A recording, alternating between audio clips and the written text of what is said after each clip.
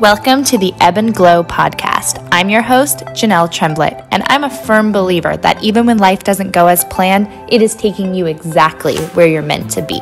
On this podcast, I'm here to help you finally release control of what you think you want and begin to just trust in the ebbs and flows of life. Each week, I will show you how to build that positive mindset, radiate with self-confidence, and cultivate an unshakable resilience. Let me prove to you that even when life ebbs, you will glow. Hey everyone, and welcome to episode 94 of the Ebb and Glow podcast. I'm your host, Jenelle, and as always, so happy that you're here. And if you've been a long-time listener, you will notice that today's episode, or this week's episode, was a day late. And the reason for that is your girl likes to party a bit too hard sometimes.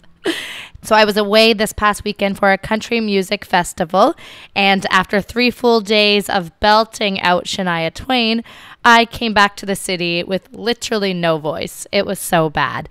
Today it's a little better. It's mostly back. But yeah, I could not get this episode together with my intro yesterday. I mean, this is my own problem for not having the intro done in advance. So my lesson has been learned. My voice is still a little hoarse, but this tends to happen when I go a few days drinking. And am I going to do anything to change it? No, because I really enjoy going to festivals and hanging out with my friends. So I will continue to deal with consequences. If you haven't already and you're listening to this on Spotify or Apple, make sure to subscribe to the podcast so you get every new episode.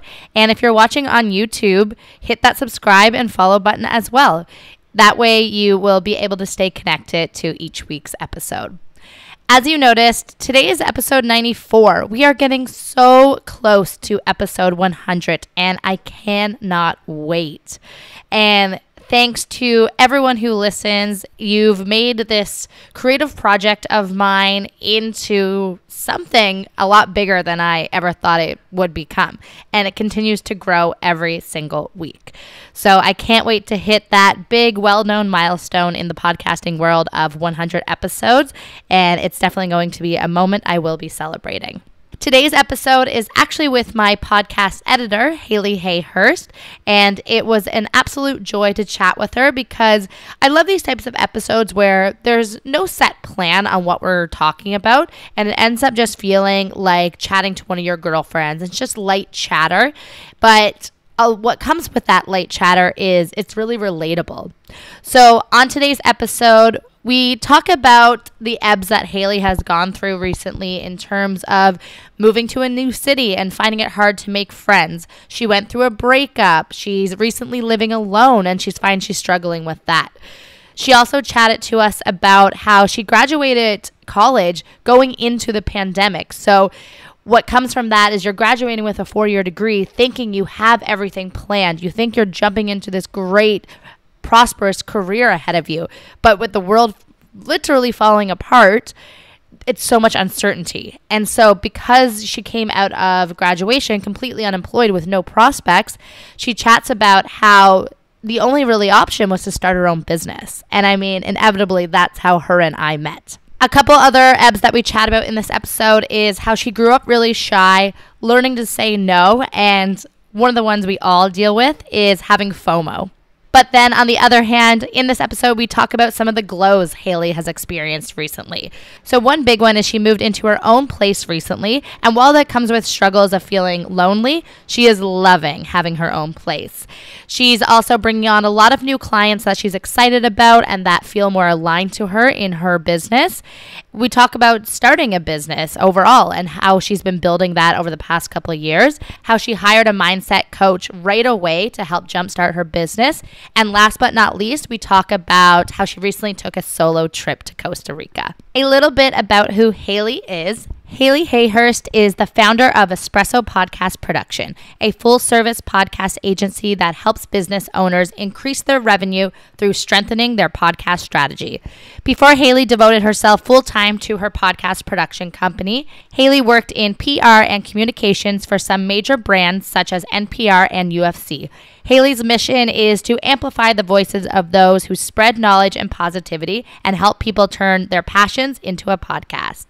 So without further ado, let's jump into this episode and enjoy.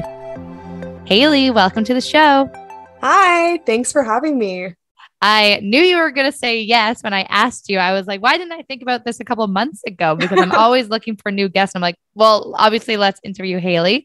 And for those who don't know, Hayleigh actually edits my podcast. So I'm like, well, of course, let's have you on here. Podcasting is my life and I just love talking. I realized that's one of my fatal flaws this weekend. I was like, wow, I'm a talker for sure. And so I'll be on anyone's podcast. It's so much fun. Why do you consider that a fatal flaw? Isn't that a good quality? I think it's a good have that quality. I think it's a good quality. One of my best friends was visiting this weekend. We've been friends since elementary school. And it's just so crazy. We've literally been best friends, but we're so different. Like I could talk to anyone. She was like, Hayleigh, you're so social. Like I forgot about how social you are. I was like, I feel like this is like normal. The reason I thought it was a fatal flaw is because I took a photo and I played the live and I'm talking through the whole thing. And I'm like, oh, That's wow. Cute though. Oh, wow. I have both introvert friends and extrovert friends. I've dated an introvert before and I've obviously dated a lot of extroverts. Mm-hmm.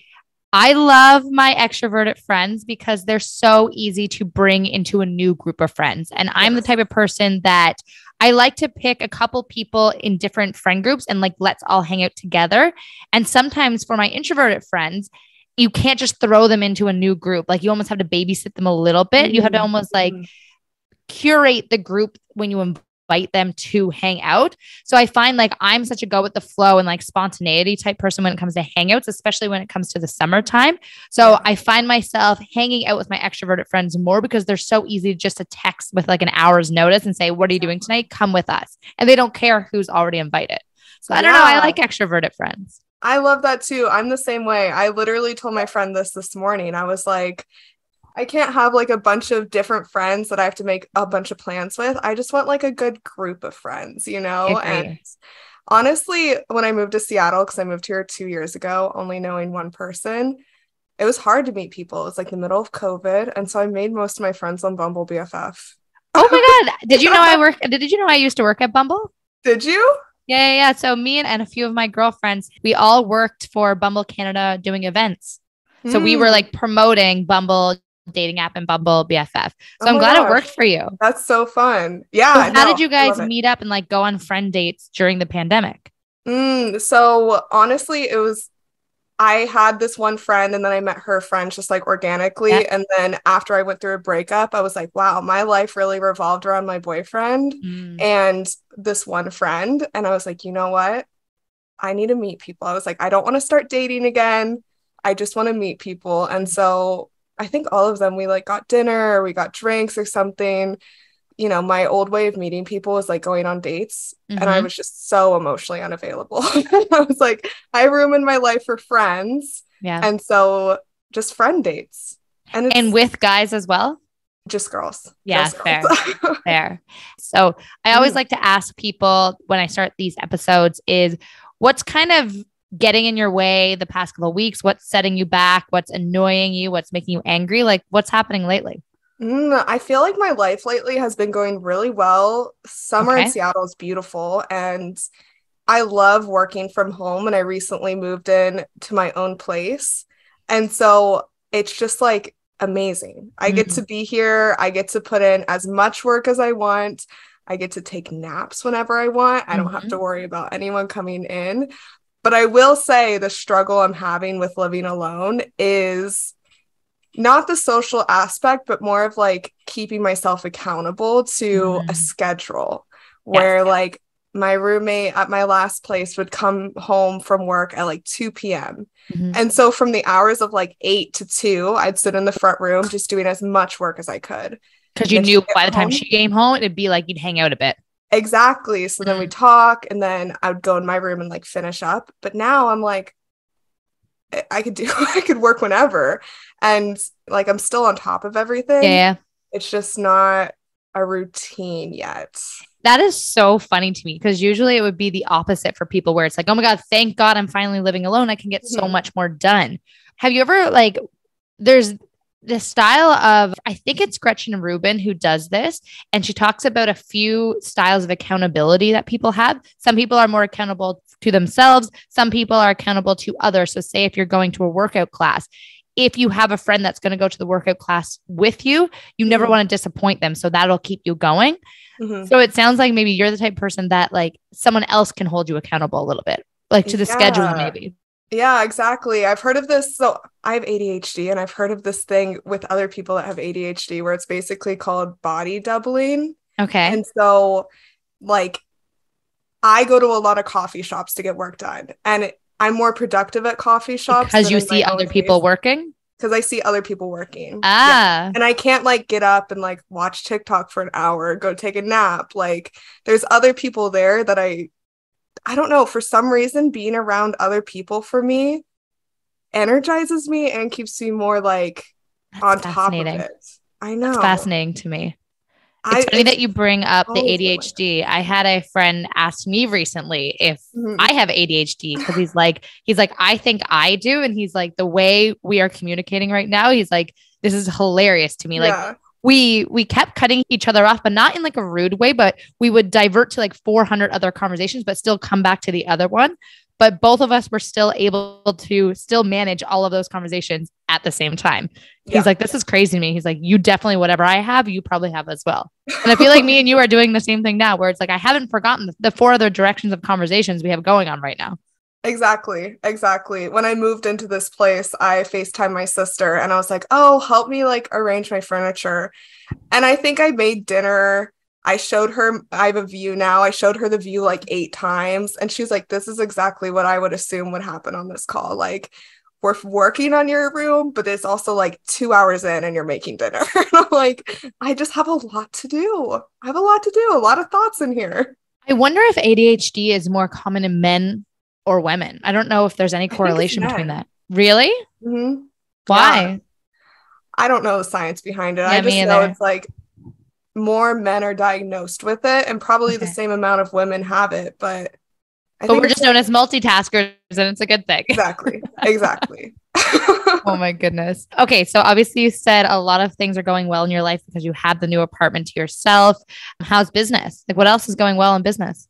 Business is a lot of fun right now. I have a couple new clients who I'm super excited about. I recently started working with a corporate client, and so it's more of a corporate role. So it's almost like I'm back on a team, but it's only part-time and I have my business. And so it's like, it also makes me realize I probably don't want to go back into corporate full-time, but for now, it's a lot of fun. And it's fun being able to collaborate with other people who are all working for one goal. Like we're starting a new podcast with this company and I'm on a team of like my manager and then heads of other departments to arrange everything.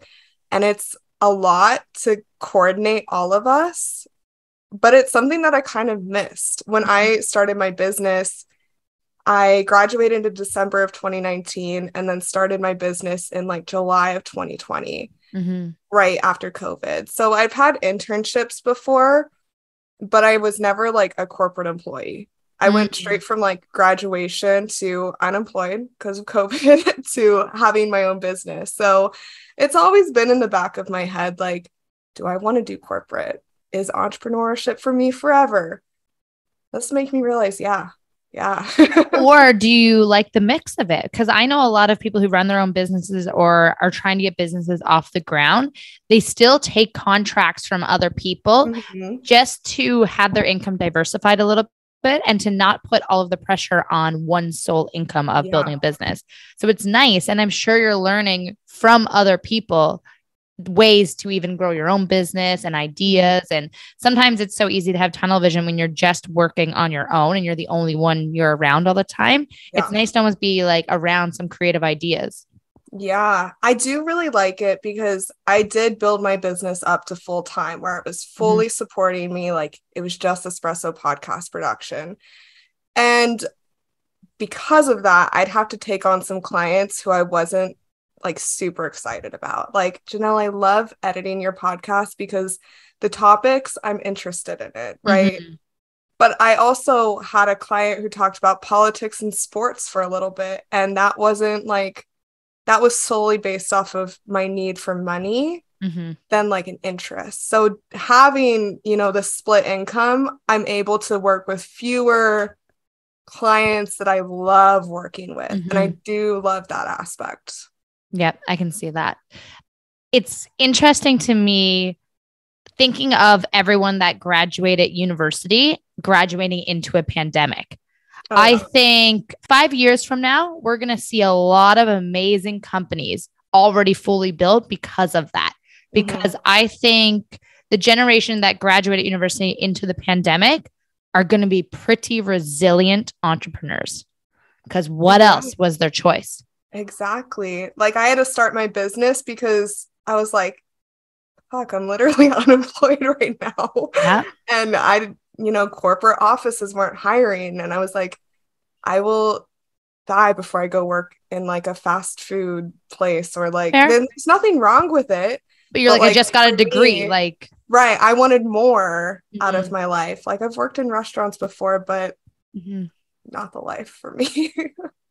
What are the feelings that are going through your head when you realize like, okay, I just graduated. I was sold this pipe dream of you get your 4-year degree and your life is figured out after that, career-wise and financially. Because I graduated 4 years before you, and that's the dream I was sold. That's the dream that I bought into. So when you come out of graduation and the world is falling apart, I mean, what you thought is not it anymore. So like, what are the thoughts going on in your head?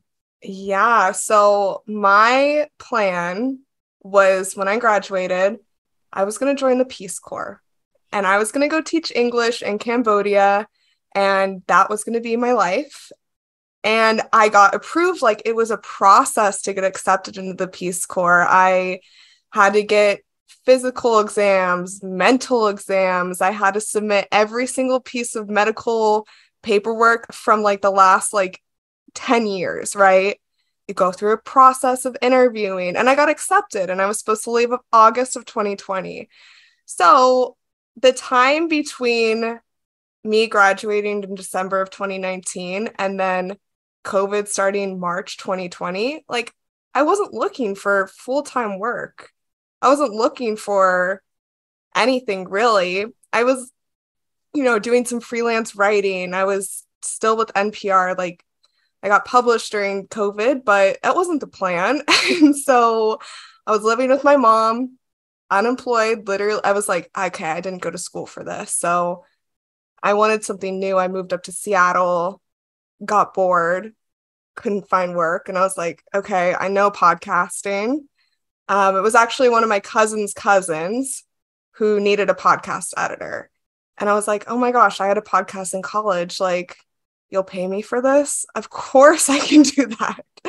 And from there, I just kept getting referrals. And, you know, I never had experience in business. So the first thing I did was hire a mindset coach, which was like my first investment in my business, but it paid off. Like it was super. Of course. Important.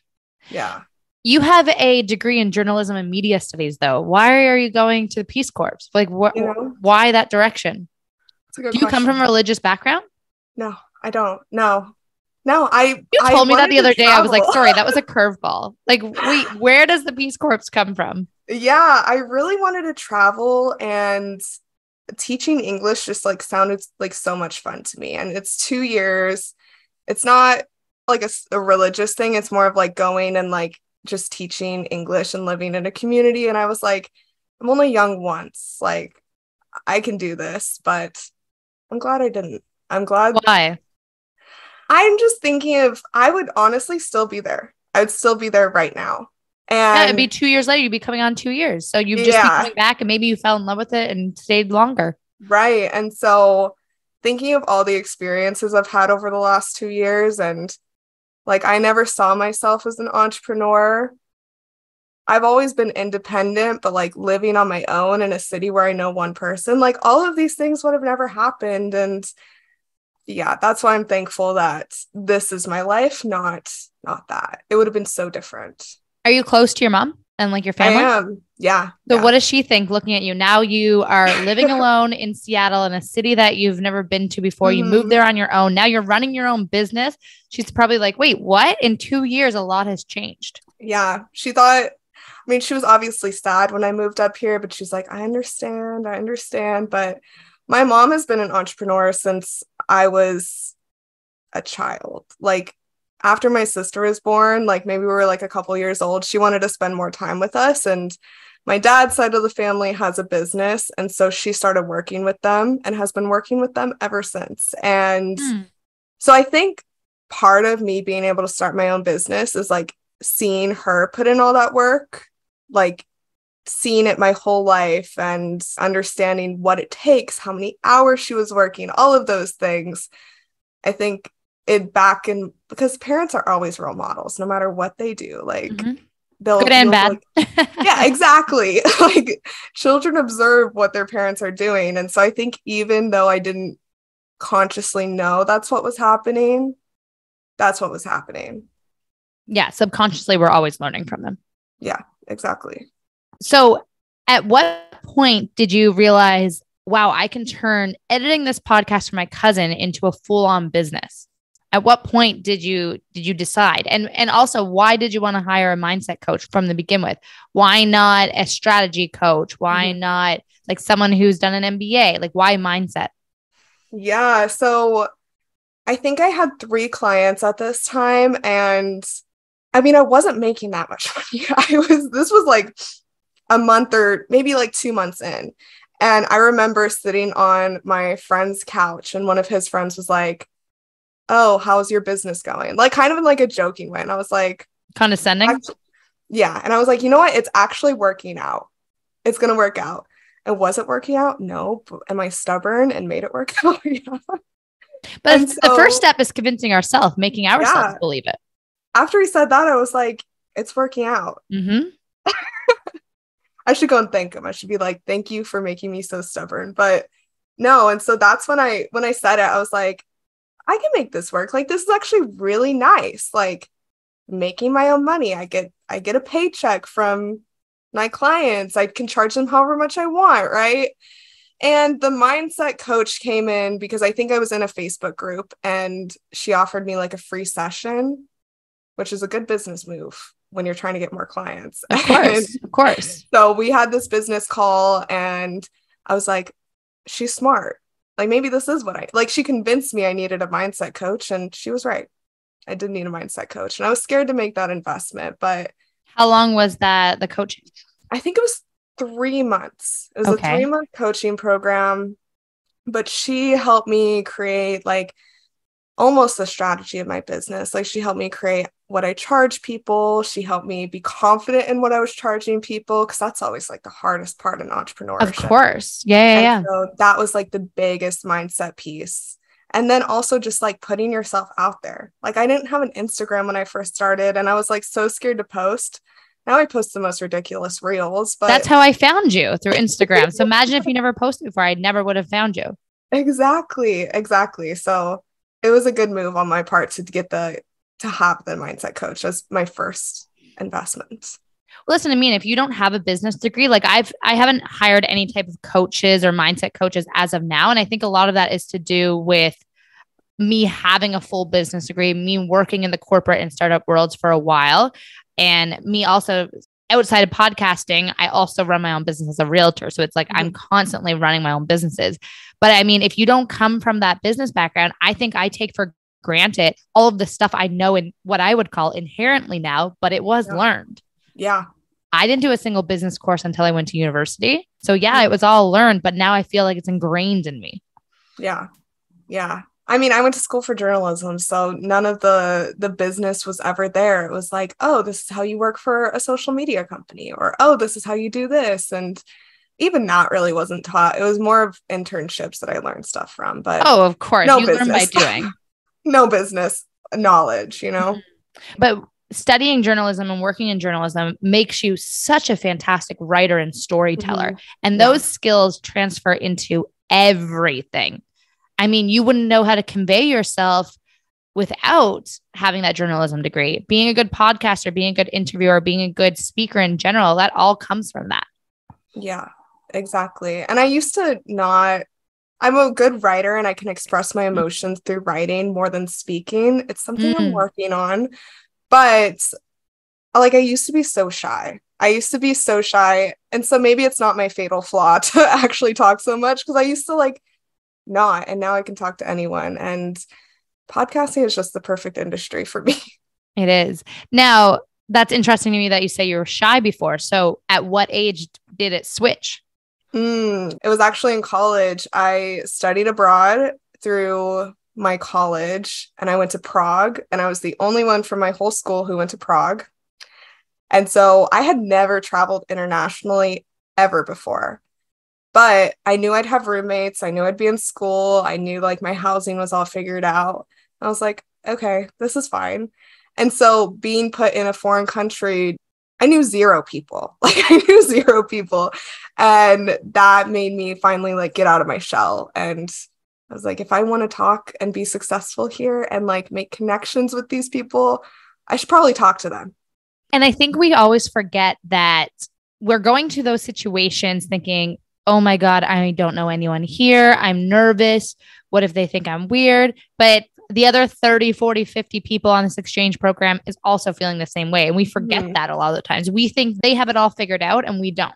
And that's, I mean, an analogy for life. Yeah. I just took a solo trip for my birthday to Costa Rica. And even though I was doing like study abroad, I knew people there, right? Like didn't know them, but like, you know, knew I'd meet them. But this was my first like actual solo trip. And it was amazing. And how long did you go again? I was only there for a week, but I stayed in hostels. And what I found was like a lot of people there were traveling solo. Like almost everyone I met were also solo travelers. What was your thoughts about female solo traveling before you went? I was honestly... Were you nervous? I was nervous. I was nervous mainly because I saw this sidekick and she's like, don't go alone. And I was like, oh. Really? Right before you went? It was like a couple months and I was like, I'm going on this solo trip. Should I go? And she's like, I don't sense danger. I just think you'll have more fun if you bring someone. And I'm like, I wasn't worried about safety. I had this feeling like it wasn't my time to die. And I was like, sticking with that. It's like, fair. I'm going to be on this earth for longer. But I was worried I'd be like lonely. And were you? That wasn't the case. No, not at all. Why? I think like I got to this hostel, I was staying in a shared room, and just immediately, like the second I walked in, these girls were like, hey, where are you from? And it was just like perfect. The first night I spent alone, just like sitting on the beach. That was my thought. I was like, if I hate this, I'll be on the beach for a week. Like, it's not that bad. Exactly. And it was so easy to meet people. And I think it's like easy for me to forget how social I actually am because it's so normal to me. What did you do when you were there? Did you work at all? Was it like a working like holiday trip or just straight hanging out and chilling? Yeah. So I did have to work one day, but the hostel I stayed at had like co-working. So people go there often for like months. And the rest of it was just me hanging out. Me just like eating and drinking on the beach. It was amazing. The reason, I think you're going to laugh. As a tourist, I hope you feel the same as this, but I hate making plans with my friends when I'm the center of attention. Like my birthday, I want to just like stay away from everyone I know. I don't know. I'm glad you resonate. I don't know why I'm like this, but I just hate making plans for my birthday. I'm like, do they really want to come to this rooftop bar and spend like $60 to have a couple drinks? And then I just feel weird. I feel the exact same. Like as I get closer to my birthday each year, it's not about getting older. It's not about that.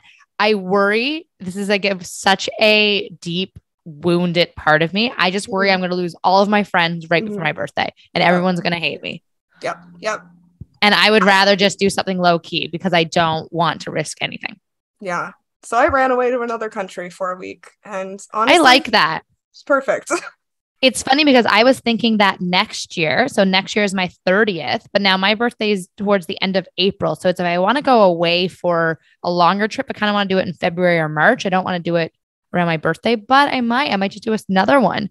But yeah, all of my girlfriends are turning, or a lot of them are turning 30 next year. And everyone wants to go do all of these like big trips. And I'm like, so do I, but none of you are invited. Right. I also feel like we're young. Like, when else are we going to have time to do this? Like, I'm single. I live alone. Like, I have a dog, but I don't have kids or anything. One day that's all going to change. And I'm not going to be able to have a meltdown one night and book a trip to Costa Rica while I'm like a bottle of wine deep. Like, that's not going to be the best times to book trips. Yeah, it sure was. What do you feel that you learned about yourself coming off a solo trip, even if it was just a week? I think it was like a lot of independence, where again, I know I'm an independent person, but I forget that. And just like my ability to meet so many people. And then also the place I went in Costa Rica, it's called Tamarindo. It's beautiful, but it also is kind of like a party scene. And so I think my favorite part was like when I wanted to go home, I could just go home. Like, the hostel is around the corner. And I realized like sometimes when I'm out, I rely on people too much and just like go with the flow. And I'm like, I want to go home, but like this person wants to go rage more. And I'm like, I'm tired. And that's like one of the things that I learned, like saying no when I really am not feeling it, even if it's going to like, I mean, I wasn't going to disappoint anyone. I was there by myself, but you know, I think that happens as you get older too. You just turned 25, right? Yeah. Yeah. I've noticed myself in the last, 4 years that I'm so much more unapologetic about those things. For instance, this past Saturday, we went to a comedy show and then we went out and we had a great time. But the bar that we were at, even though the music was amazing, the crowd was just a little young for me. Like, they definitely felt like 22, 23. And I thought it was going to be a bit of an older crowd. And I was having fun with my friends and I was dancing a little bit, but it got to a point where I'm like, yo, I'm out. Like, and I know you guys are going to stay out for another hour or two. I work all day tomorrow and you know what? I'm not feeling this anymore. And a couple of years ago, 3 years ago, I would have stayed until the night was fully ended, like until everyone was like, yep, let's all go home. But I was so warm in that bar and I just kept thinking, you know what? I just want to go for a bike ride home, all the way home. It's probably a 25-minute bike ride. I just want to feel the wind in my hair right now, cool off, and I just want to get a shower and go to bed. Yeah. And so all of a sudden, I was like, all right, I'm out. And everyone's like, wait, what? I was like, yeah, I'm not feeling it anymore. I'm going to bed. Bye. And why could we never do that? I know. It's honestly nice. It's really nice. And I think it's something I need to practice more, but now I'm like, yeah, no one's going to hate me because I don't want to stay out for another hour. No, I felt so FOMO. Good leaving. You get FOMO? FOMO a lot though. And that's what I'm trying to overcome. Maybe that's my fatal flaw. FOMO is definitely a fatal flaw. Oh my gosh. That'll keep you doing things that you don't actually ever want to do. Yeah. And I've been a lot better at it, but it's like, if someone invites me out, normally I'll say yes, even if I'm tired. I'm like, yeah, like, who knows what'll happen? Like, who knows who I could meet if I go out? Like, all those thoughts. I want to talk about the breakup that you went through. How long ago was that? It was in January. So it was a couple months ago. How long were you together? We were together for about a year. Okay. But it was my first relationship and people laugh at me for that because I was 24. No, that's not weird at all. And so I think I was just like very dramatic about it, but also I had never I've never like dated seriously before, just for fun. Why do you use the word dramatic? Did someone else put that vocabulary on it?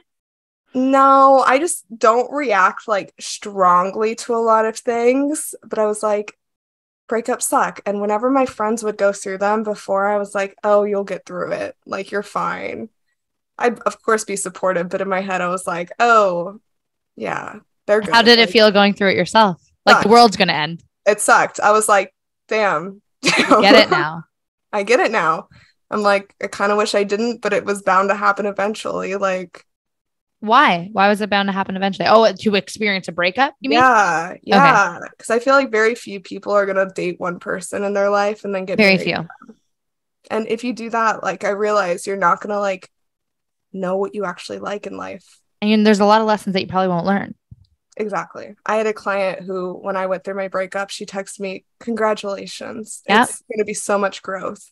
And at first I was like, what? I was like, that's rude. I'm crying. And then a couple months later, maybe like 2 or 3 months later, I was like, yeah, this was a very growth period for me. Mm-hmm. That I had a few girlfriends say that too. Congratulations through my breakup. Yeah. And it was also shocking to hear that. Mm-hmm. But I remember who said that, and I acknowledged that, and I was happy that they said that they gave me a different perspective from it. Yeah, exactly. Because I remember when we first had our first call, it was like we both recently went through breakups. Mm-hmm. I was like, let's go. Yeah. Yeah. What was the main reasons why you guys broke up? A lot of it was just like our futures didn't align. And that's like a hard thing to think about. Give me specifics. Like fun, right? Okay, so like, I don't want to.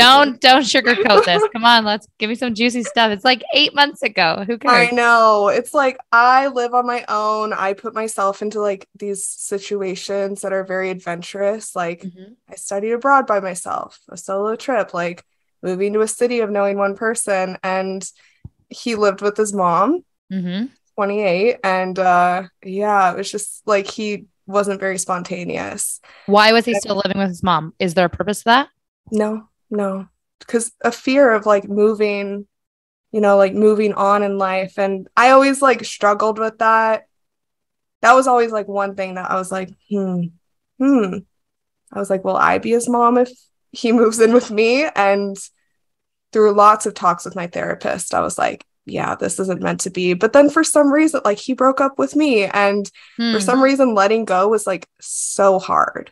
Well, yeah, because it's like that TikTok. It's like, well, I was also not into you, but I guess basically you're going to say it first. I remember it was New Year's Eve and he said something and I was like, you're not my person. Like he was in front of me and I like said that out loud? Myself, to yourself. Like whispering it. And it was what did he say? He didn't hear it. What did he say that made you think that? Oh, it was, my mom has this saying on New Year's Day that like what you do that day is going to like set the tone for the year. Okay. And he wanted to go hang out with his mom. And I was like, okay, you're not my person. And then like 2 weeks later we broke up and I was like, but I was like, Hayleigh, think about this. Like 2 weeks ago, you were so sure. Yeah.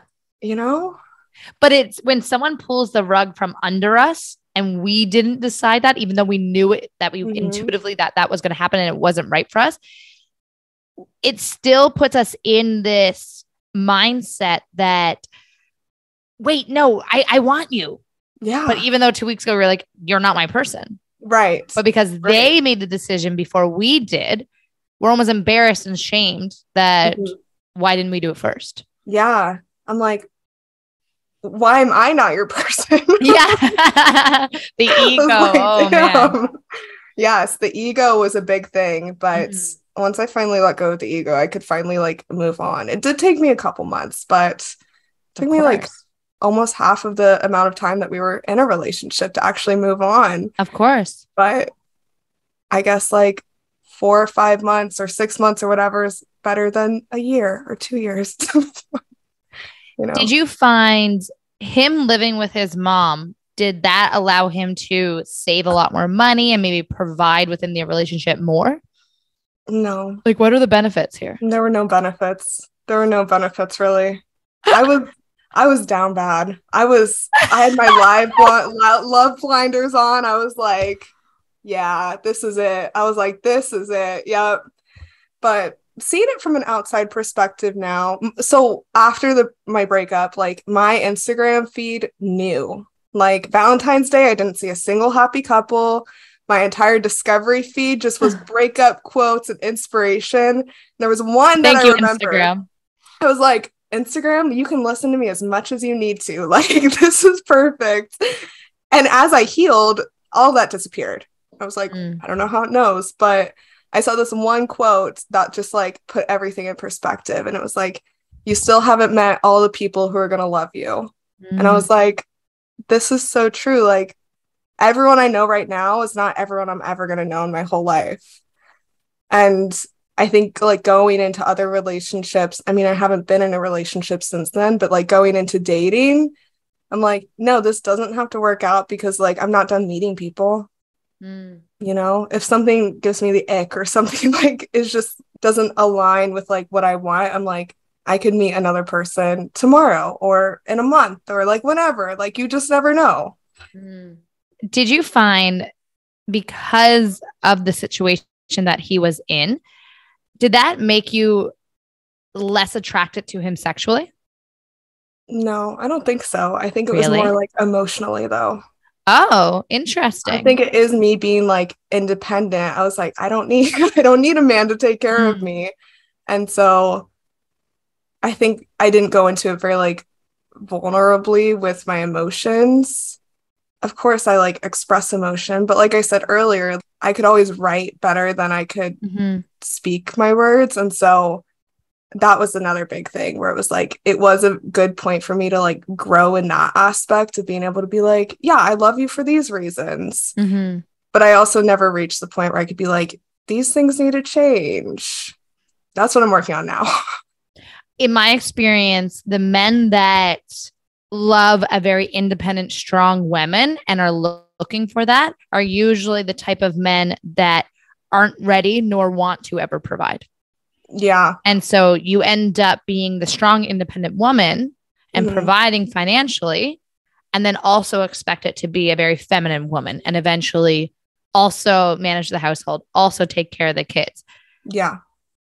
And we end up very upset and very resentful.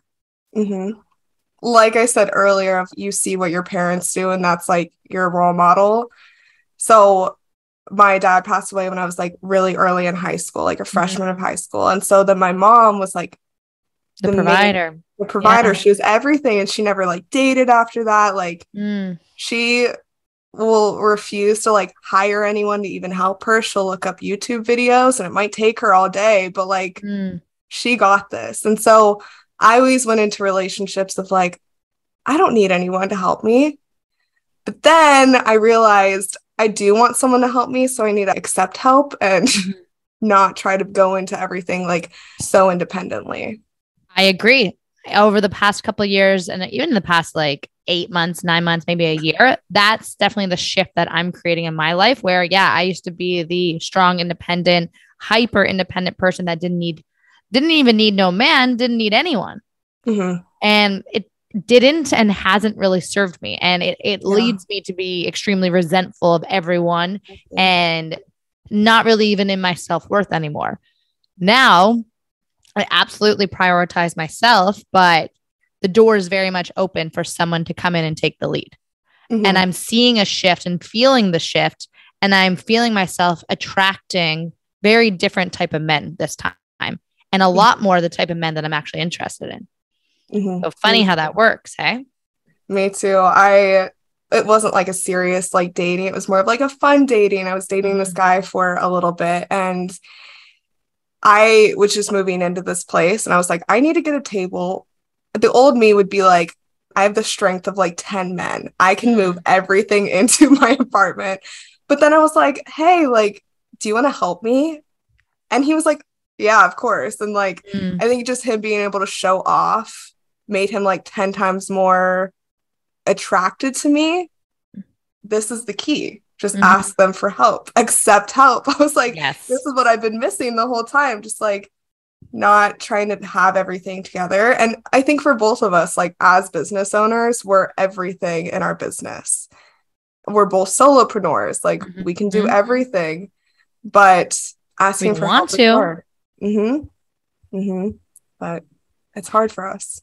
I'm very attracted to a lot more of a masculine man, but one that has emotional intelligence. Oh yeah. And sometimes it's tough to find that balance, but I find myself when I'm attracted to someone and I feel safe around a guy, my femininity naturally comes out and I want to be around the men that naturally bring that feminine quality out of me because I know it's there. I'm extremely nurturing and extremely compassionate and sensitive, but the nature of being ambitious, sometimes that femininity gets pushed down.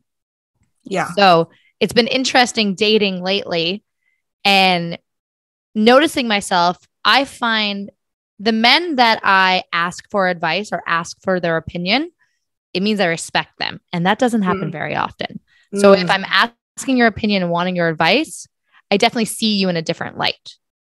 Yeah. So that's been a big clue for me. And I find myself feeling safer around those types of guys. I agree. I agree.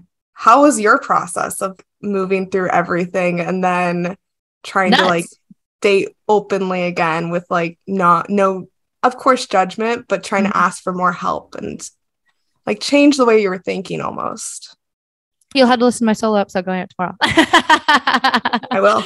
I'm still figuring it out. I'm still pretty emotionally unavailable right now in present day, but the nature of the type of work I do in real estate and also podcasting, I'm always leading. I'm always hunting and leading, and it's a very masculine energy type of career. It can be. You can be pretty feminine and creative, but it's selling. Like that can be a masculine quality. And so I find now, because I'm so in my business and building a business and in that left brain side of me a lot, in the dating world, I'm taking notice to, again, who's allowing me to sit back a little bit and receive. If I come across a guy who wants me to take the lead a little bit, I'm not that interested anymore. It actually turns me off a lot. But if I come across a guy that is very confident in himself, very confident taking the lead, then I'm willing to receive. But I'm not searching for it. I don't have the energy. I love that. I think that's actually a good, like, healthy way to go into it. So time will tell. But this is not even about me. I know we're coming up on the hour very quickly, which often happens with all of my guests. You mentioned that throughout the things that you've went through in the past couple of years with graduating into a pandemic, getting laid off, all of your plans changing, and then starting a full business without any prior knowledge. I asked, like, how did you navigate all of this and basically get into a direction of like, it'll be okay. And you said pushing through it and literally just knowing things will work out. Yeah. That's not easy to have though, as an individual. So where did that confidence and that inner intuition and knowing come from? Yeah, I have always thought that like everything is going to work out. I don't know. I think of myself as a very lucky person, even though that like unlucky things have happened to me. I think of myself as lucky and self-sustaining. And I think when I was first starting my business, I was still like, even though I had my doubts, I knew it was going to work out. And if it didn't work out, I'd make something work out. And that's just how I always think. Like, sometimes my income fluctuates and sometimes I make a lot of money and sometimes I make not a lot of money. And I always think it's going to work out. But I've always had that mindset through all of my life. I mean, it's a mindset that will always serve you. Yeah. I think everything, like that meme of that dog, like everything is on fire around him and he goes, "This is fine." That's literally me. You're Even not if phased. It's not fine, like it's going to work out. Yeah. I have the exact same mentality. I mean, that's the whole premise of the podcast, essentially. And yeah, so I'm glad that you have that mindset as well. Yeah. To conclude the whole episode, what are you looking forward to? What's coming up? What are you excited about? And also shamelessly plug where everyone can find you. Yeah, I have some new courses that are coming out. One is about how to be an unforgettable podcast guest. So with that, it's just like getting yourself on podcasts, how to present yourself, talk about topics. And that one's really fun because if you're a podcast guest and you don't know what to talk about, like you're just talking in circles, and that one's fun. And then I also have a similar one for hosting interviews, like how to host effective interviews, because some people it just doesn't come naturally to. And yeah, those are really exciting. I have a ton of new clients who I'm super excited about, and I'm just like having fun growing my online brand, just however I want it to. You can find me on Instagram at Espresso Podcast Production. I have a Facebook group. It's called Espresso Growth for podcasters, entrepreneurs, and industry leaders. And I also have a new website. which is super cute. And that one's just espressopodcastproduction.com. And last but not least, after everything you've been through and everything when you reflect back for the last couple of years, what's some hit-home advice that you want to leave everyone with? I would say use your voice. You know, if you want to start a podcast, start a podcast. If you want to start an online brand, start an online brand. There's always going to be other people who are louder than you. And if they can get their opinions heard, like, why are you holding yourself back? Why are you not using your voice to share your truth and your knowledge and your experiences? Absolutely. Hayleigh, thank you so much for being here. The hour goes quick with everyone, and I'm not surprised it went quick with you. Thank you so much for sharing your experiences over the past couple of years. And I'm sure everyone who's listening has taken some advice and some golden nuggets from this today. So thank you so much. Thank you for having me. Did you know that I'm not only a podcast host, but in my full-time career, I am a Toronto-based real estate agent. In 2021, I closed 100 deals. Yes, you heard that correctly, 100. So if you or someone you know is a busy professional looking to get into the Toronto real estate market and looking to work with a realtor who values your time, make sure to reach out to me and let's get connected. And in the meantime, we'll see you here back next week.